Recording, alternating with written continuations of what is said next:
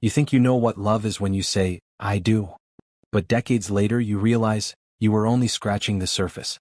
Marriage isn't a fairy tale, it's a lifetime of growing through storms. Most people never see the illusion of perfect love. When we enter marriage, we carry with us a suitcase filled with expectations. Most of them are quietly packed from childhood. Movies we watched, love songs we listened to, and the stories we told ourselves about what love should look like.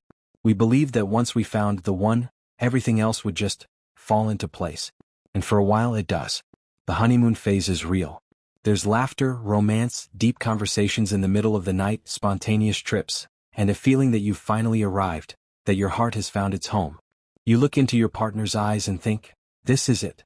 This is forever. But here's the first truth most people only learn later in life.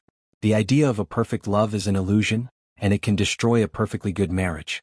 Broken heart, the trap of unrealistic expectations. In the beginning, we often mistake infatuation for deep connection. We think, if this person truly loves me, they'll always understand me, never hurt me, and we'll always be on the same page. But slowly life begins to reveal the truth. Bills pile up. Kids come into the picture. Health issues arise.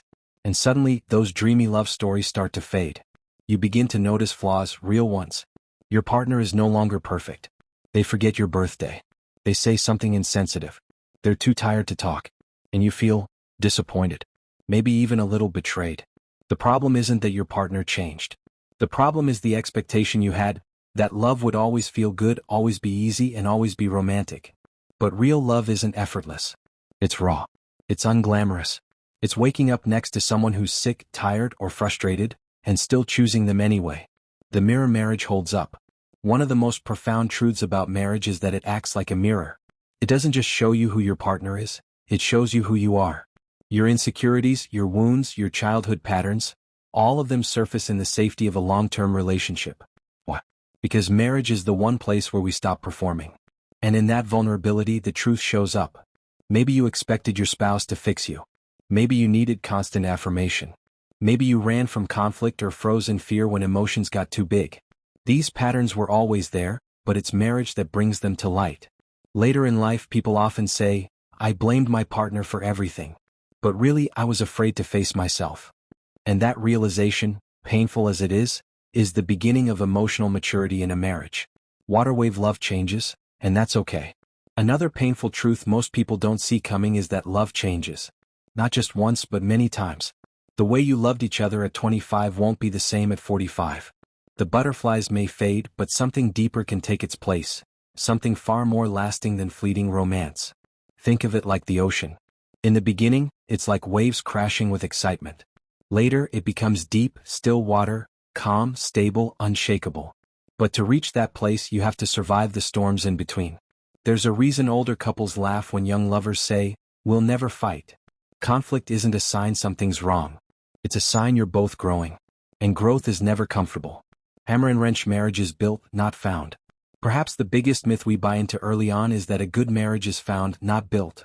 But ask any couple that's been together 30, 40, or 50 years, and they'll tell you the truth. A strong marriage isn't something you discover. It's something you create, brick by brick, day by day, through forgiveness, patience, failure, and repair. No one wakes up after 20 years and says, we got lucky. What they mean is, we didn't quit, even when we wanted to. Hot beverage, the quiet moments matter more than the grand gestures. When we're young, we're dazzled by romantic dinners, surprise getaways, and dramatic declarations of love. But as time passes, what really stays in your heart are the quiet moments. The cup of tea they make without asking. The blanket they gently pull over you when you fall asleep on the couch. The way they squeeze your hand during hard news. The silent understanding during a long walk in silence. These are the soul-gluing moments. The ones that bind hearts over decades. They're not loud. They're not Instagrammable. But they're real. Brain wisdom comes late, but it's worth the wait. So many people realize too late that their expectations, not their partner's flaws, were the true enemy of their marriage. They look back and wish they had focused less on fixing their partner and more on understanding themselves. The good news? It's never too late to relearn love. It's never too late to say, maybe I was wrong. Maybe love isn't what I thought. Maybe it's even better. Because once the illusion of perfect love fades, you begin to see what was always there. Imperfect love given freely day after day. And that, in the end, is the only kind that lasts. No one applauds the partner who stays up all night with a sick child. No one writes songs about doing laundry or paying the bills on time. But these are the quiet acts that hold a marriage together, or slowly tear it apart, the silent sacrifices that make or break a marriage. When we imagine sacrifice in love, we often picture grand gestures, giving up a job to follow a partner's dream, moving to another country, or donating a kidney. These are heroic, yes, but they're not the sacrifices that determine the strength of a long-term marriage. The truth most couples only understand later in life is this. Marriage is held together by the small, invisible sacrifices made every single day, often without thanks and sometimes without even being noticed. Let's talk about those. Crescent moon, the sacrifice of sleep, time, and personal space. It starts early in a marriage. One of you gets up in the middle of the night to comfort the baby while the other sleeps. It feels small, routine. But it's not. It's the first sign of love in action. Later, it evolves, staying late at work so your partner doesn't have to, skipping a social event to care for an ill parent, giving up a weekend to help them through stress. And the hardest part? These sacrifices are rarely symmetrical. One partner may be giving more, not out of obligation but out of love. And that imbalance, if left unacknowledged, can either become resentment or reverence. Late in life, couples who've survived together often say, "There were times you carried more than me, and I see that now." Recognition doesn't require perfection. It just requires honesty. Money with wings, the financial sacrifices few talk about. Money is a sensitive topic in many marriages, not just for what it buys but for what it represents: security, freedom, respect. In long-term relationships, there's often one partner who sacrifices their career trajectory for the family. Maybe they stay home with the kids, or take a less demanding job so the household runs smoothly. That decision, though noble, comes at a cost: identity, independence, even confidence. The world may not see it, but the weight is heavy. And on the other side, the partner who works more may carry guilt, pressure, and the ache of missing milestones, the first steps, the school plays, the late-night talks. The truth learned late is this: every dollar earned and every opportunity missed was a choice made in love. And love must acknowledge that cost. Person in lotus position, the emotional sacrifices, holding pain quietly. Some sacrifices aren't physical. They're emotional, invisible storms a partner weathers quietly so they don't burden the other. It's the husband who hides his job stress so his wife doesn't worry. The wife who keeps her fears about aging silent to avoid seeming needy.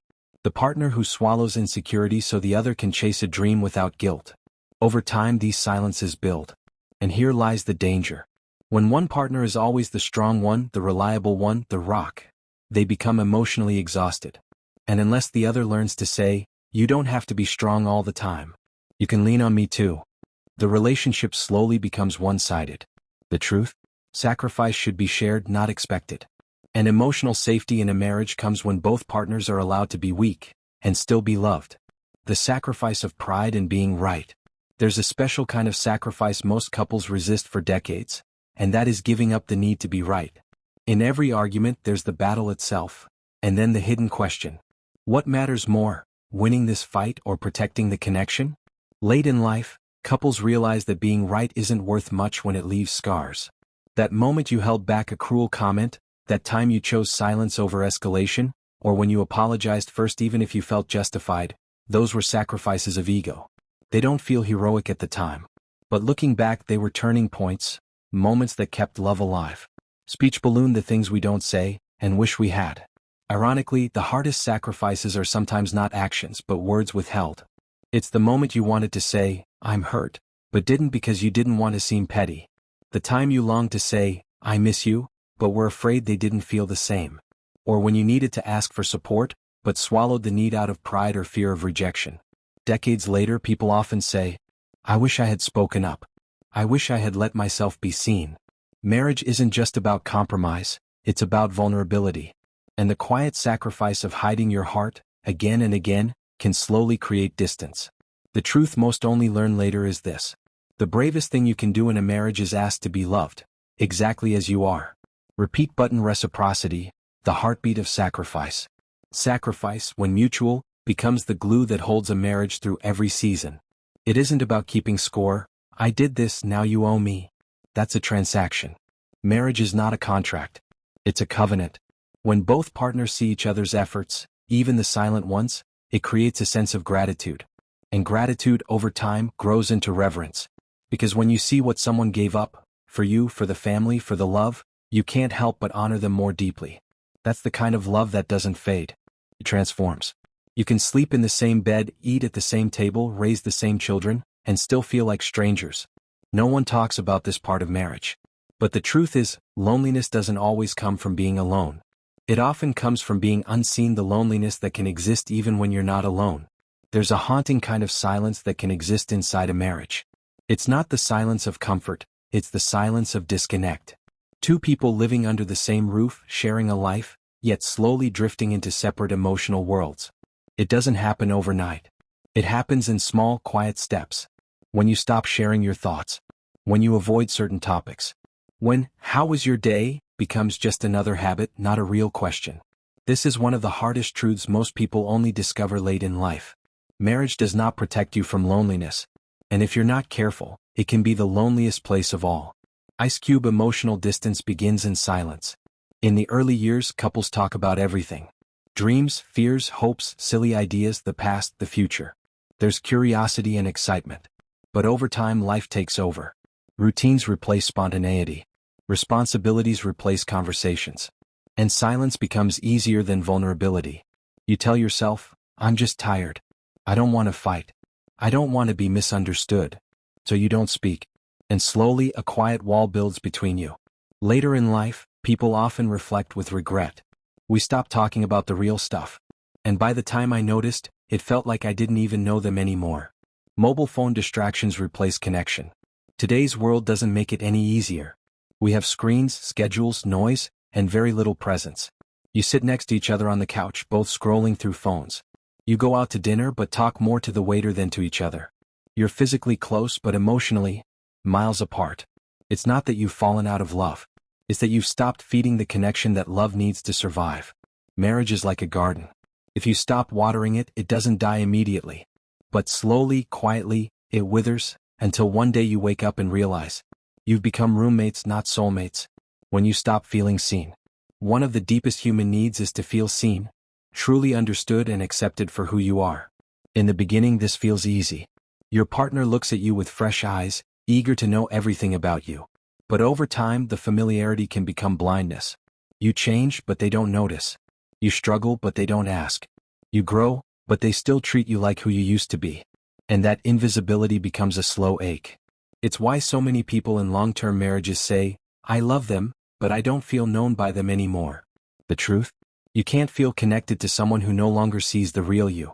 Busts in silhouette the myth of, if it's meant to be, it should be easy. One dangerous myth that leads to emotional loneliness in marriage is the idea that real love should be effortless. So when the spark fades or conversations dry up, we think, maybe this means we're not right for each other anymore. But the reality is different. Every long-term relationship goes through seasons of distance. Every couple feels disconnected at times. It's not the distance that kills the relationship. It's ignoring it. Reconnection doesn't happen by accident. It happens by intention. Compass rediscovering each other, before it's too late. Later in life, many couples reflect on how they lost each other not because of betrayal, but because of neglect. They say things like, "We were so focused on the kids, we forgot about each other. We stopped being curious about one another. I wish I had asked more questions instead of assuming I already knew everything." But here's the good news. It's never too late to turn toward each other again. You can start small. A 15-minute walk without your phones. A simple, "What are you really feeling today?" A hand held in silence, not for romance but for presence. These tiny moments rebuild trust. They say, "I still choose you. I still want to know you." Brick the walls we build, and how to break them. Sometimes loneliness comes from wounds, things said in anger or things never said at all. Maybe there was a betrayal that was never fully healed. Maybe there's resentment buried beneath the surface. Maybe there's grief for the life you thought you'd have but didn't. These unspoken emotions create walls. And when both partners are hurting, but neither wants to be the first to speak, the silence becomes unbearable. The only way back. One person has to be brave enough to say, "I miss us. I want to feel close to you again. I don't know how, but I want to try." Vulnerability is scary. But it's also the bridge out of loneliness. Older adult later in life, regret or renewal. There are couples who grow old together and live like distant neighbors. They share meals, routines, even vacations, but not intimacy. And then there are those who, even in their 70s or 80s, still reach for each other's hands. Still laugh. Still cry together. Still see each other. The difference isn't fate. It's effort. The couples who stay emotionally connected are the ones who never stop choosing each other, every single day. Not just in crisis but in the ordinary. Not just in romance but in the quiet. Not just when it's easy but especially when it's hard. You don't stay married for decades because you found the perfect match. You stay married because you learned how to forgive. Over and over again, forgiveness is more important than compatibility. We live in a world obsessed with compatibility. Do you have the same values? Do you like the same movies, foods, hobbies? Are your personalities a perfect match? And sure, compatibility can make life easier. But here's a truth you only learn after years of real, raw marriage. Compatibility might bring you together, but only forgiveness will keep you together. Because even if you marry your so-called soulmate, there will come a time when they disappoint you, hurt you, confuse you. And in those moments, the only thing that will keep the marriage alive is your ability to forgive and be forgiven. Pensive face, every long-term marriage is full of mistakes. People make mistakes. Not just once. Over and over. A cruel word said in frustration. A broken promise. A forgotten date. A season of neglect. A moment of weakness. And sometimes, worse. No marriage escapes this. What separates the couples who make it from those who don't isn't perfection, it's repair. The willingness to say, I was wrong. I hurt you. Please forgive me. And the courage to say, I forgive you. Let's try again. Collision, the myth of unforgivable things. Many people believe there are lines that, once crossed, destroy everything. And yes, there are moments in marriage that shake the very foundation. Infidelity, betrayal, deep emotional wounds. But here's something unexpected. Some of the strongest marriages are the ones that survive the deepest pain. Because in walking through that fire, those couples discovered something greater than compatibility. They found grace. They stopped seeing their partner as perfect and started seeing them as human, broken, just like themselves. They realized that forgiveness isn't saying, it's okay. It's saying, I choose to love you even when it's not okay. That doesn't mean ignoring harm. It means healing it, together. Repeat button forgiveness is a daily practice, not a one-time act. Many people think of forgiveness as a big, dramatic moment, like in movies, a tearful hug, a powerful speech. But in marriage, forgiveness shows up in smaller ways, daily ways. You forgive them for forgetting to listen. Again. You forgive their sharp tone at the end of a long day. You forgive their bad moods, their silences, their unspoken pain. And you ask for forgiveness too. Because the longer you're together, the more you realize. You've both been the villain and the victim. In a long marriage there are no saints. Just two people who keep coming back to each other, choosing grace over judgment. Forgiving yourself is just as important. Sometimes the hardest person to forgive is yourself. Maybe you weren't the partner you wanted to be. Maybe you said things you regret. Maybe you gave up too quickly in a hard season.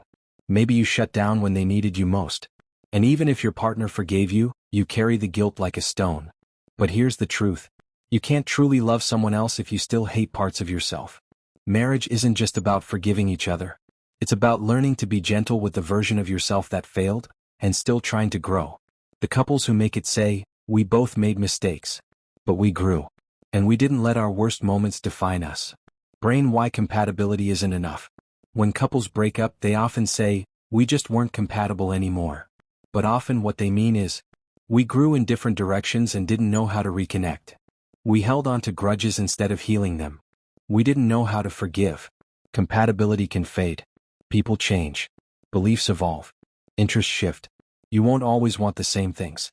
But forgiveness, true forgiveness, is what allows you to adapt together. It gives you space to become new versions of yourselves, without growing apart. Speech balloon, the power of honest apologies. Here's something most people get wrong in marriage. They apologize to move on, not to make things right. And, I'm sorry said quickly without real understanding, is just a band-aid on a wound that needs stitches. True apology sounds more like, I see how I hurt you. That wasn't fair. I didn't understand what you needed from me. I want to do better. You didn't deserve that tone. I let my stress spill onto you. These words may seem small, but they heal years of damage. They say, you matter to me more than my pride. And in return, the response that saves marriages sounds like, thank you for seeing me. Let's move forward together. Older adult, the wisdom of elders. We stayed because we chose to.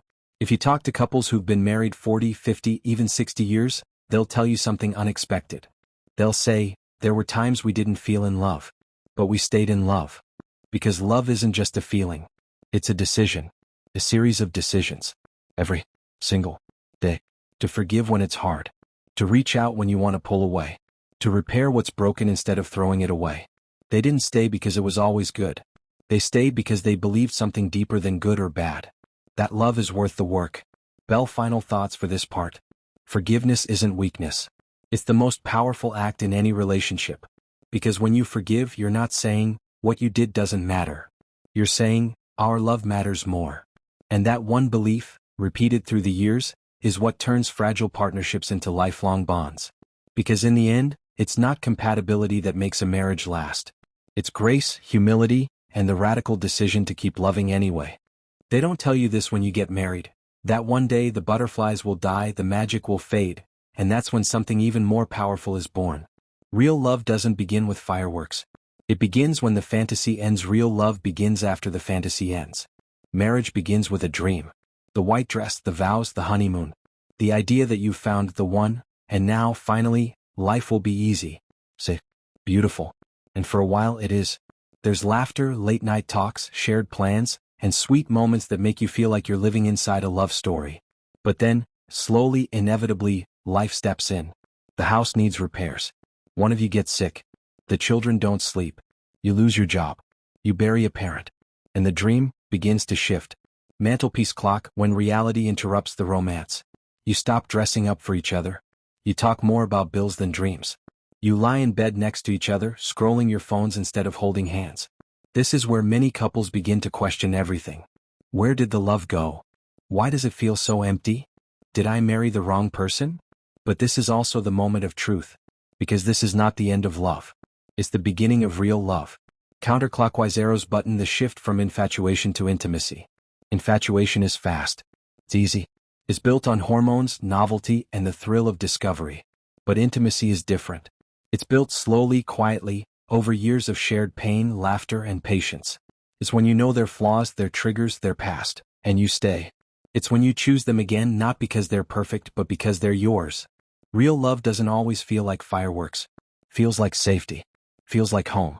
It feels like knowing someone will hold your hand at your worst, not just your best. Cloud with rain, weathering life together. The couples who make it aren't the ones who never struggle. They're the ones who learn to struggle together. They hold space for each other's sadness. They know when to give silence and when to speak hard truths. They laugh when life gets absurd. They cry when dreams fall apart. And they keep showing up, again and again. That's not romance. That's partnership. And it's far more powerful than passion alone. Performing arts, dropping the masks. Early in love we all wear masks. We want to impress. We hide our darkness. We fear rejection. But over time marriage strips you bare. They see you when you're sick, when you fail, when you lash out, when you fall apart. And if they stay, if they still reach for you, that's the moment you realize you are loved not because of how well you perform but because of who you are, even in your mess. This is the love that heals childhood wounds. The love that says, you don't have to earn my affection. You already have it. Fire passion fades, but something better replaces it. Yes, the passion will fade. You won't always crave each other like you did in the early days. The sex will become less spontaneous. The kisses more routine. But something deeper can grow in its place. A kind of sacred comfort. A connection built not on lust but on trust.